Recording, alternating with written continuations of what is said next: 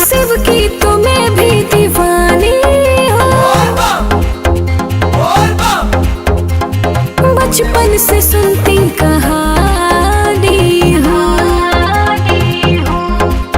हाँ, शिव की तुम्हें भी दीवानी हो, बचपन से सुनती कहानी हो। शादिला सुमारी का डिमांड होता है। बस समझ जरे पगली, महाकाल का दीवाना बरांड होता है।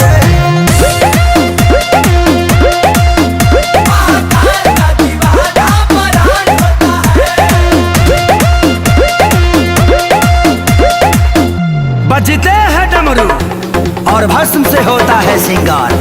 बजते हैं डमरू और भस्म से होता है सिंगार, और इतने अद्भुत ढंग से सजते हैं मेरे सरकार। हर हर महादेव, हर महादेव, हर महादेव। शिव के शिवाला बड़ी नीक लागेला, जे दिल से पूजे ओकर भाग जागेला।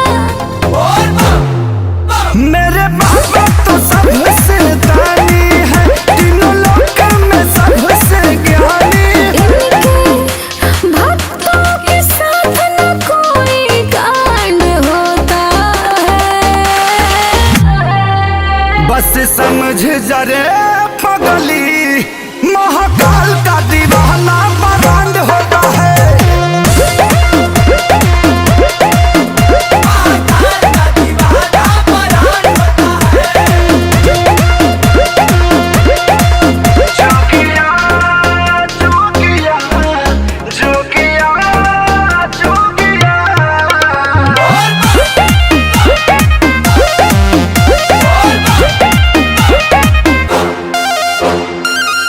बाबा के भक्ति तोहके प्यारा बा, एही से चमकल तहर सितारा बा।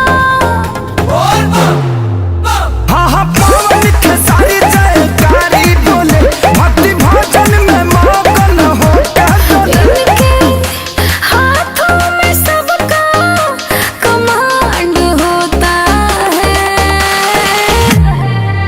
बस समझ जरे पगली, महाकाल